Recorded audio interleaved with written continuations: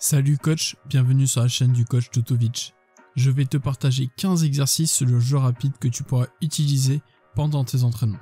Commençons avec les exercices 1, 2 et 3 qui te serviront d'échauffement ou d'apprentissage des couloirs de course. La montée de balle se fait en passe-passe. L'exercice 1 finit en donnant le ballon à la vague d'après. L'exercice 2 finit avec un double pas de l'ailier.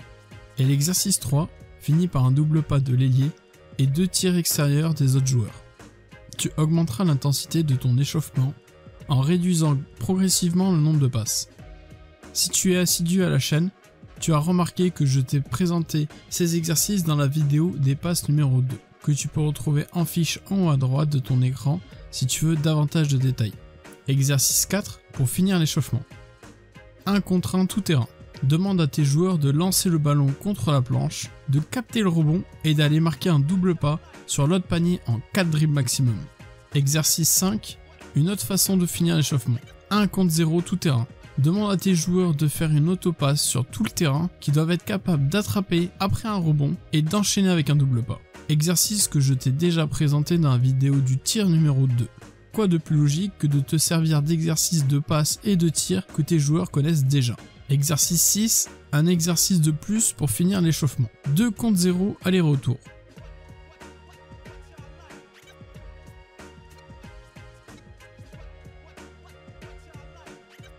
Débute l'exercice en demandant au joueur de lancer le ballon contre la planche pour simuler un rebond. Celui qui prend le rebond monte le ballon au dribble, l'autre court dans l'aile dans le but de recevoir le ballon dans la course et de faire un double pas sans dribble.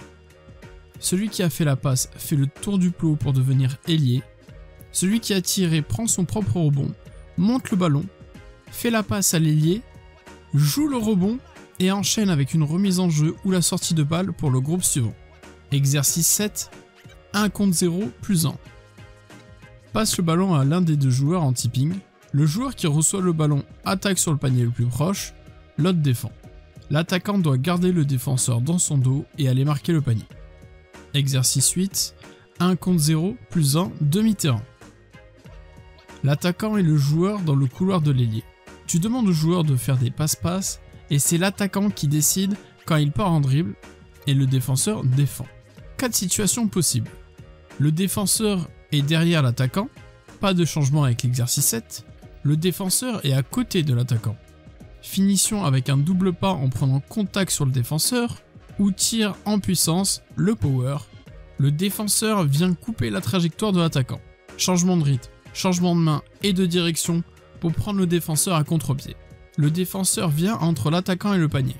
L'attaquant vient de perdre l'avantage du jeu rapide et on est sur une situation de 1 contre 1 demi-terrain. C'est donc hors sujet par rapport à la thématique de l'entraînement. Pour éviter cette situation, tu vas demander au défenseur de prendre des risques et de venir chasser le ballon s'il arrive à passer devant. Si le sujet de 1 contre 1 demi-terrain t'intéresse, je t'invite à cliquer sur la fiche en haut à droite qui traite du sujet. Exercice 9, 1 contre 0 plus 1, tout terrain avec passeur. Au signal, le meneur vient chercher le ballon dans l'axe et l'ailier court dans son couloir. Jusqu'ici, c'est similaire à l'exercice 6. La différence majeure est de faire partir un défenseur en même temps, mais avec un retard. Exercice 10, 2 contre 1, tout terrain. Les joueurs ligne de fond sont les attaquants.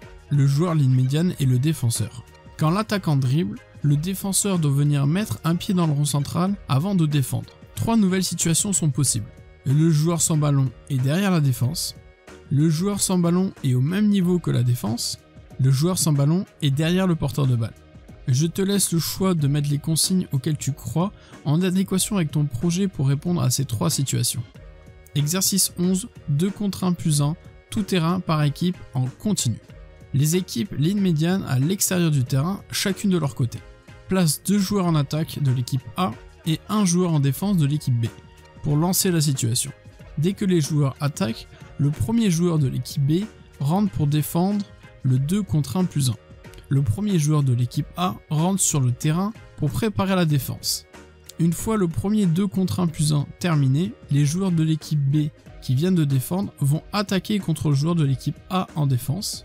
C'est le signal pour le premier joueur de l'équipe A de rentrer sur le terrain pour défendre le 2 contre 1 plus 1 en passant par le rond central. et au premier joueur de l'équipe B de rentrer sur le terrain pour préparer la défense. Une fois que les joueurs ont fini d'attaquer, ils alimentent la colonne de leur équipe. Exercice 12, 2 contre 1 plus 1 tout terrain. Les attaquants sont placés aux extrémités de la ligne des lancers francs, un défenseur ligne médiane et un défenseur avec ballon ligne de fond. Le défenseur passe le ballon à l'un des deux attaquants, ce qui lance la situation de 2 contre 1 plus 1. Exercice 13, 2 contre 2 tout terrain en yo-yo.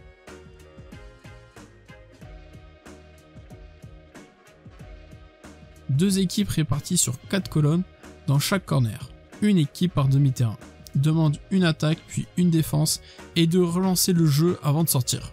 La réactivité entre les différents changements de statut, attaque, défense, relance sera déterminant pour que l'attaque puisse prendre l'avantage sur la défense. Aménage la situation pour réguler ce rapport de force. Exercice 14, 3 contre 2, retour 2 contre 1.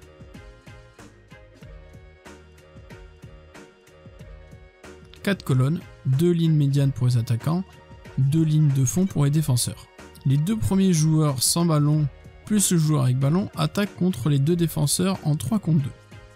Le joueur qui tire, un seul tir possible, ou perd le ballon, défend en 2 contre 1 contre les joueurs qui étaient en défense. Ceux qui ne défendent pas réalimentent les colonnes des défenseurs. Une fois que les joueurs du 2 contre 1 passent le milieu de terrain, la vague suivante peut partir.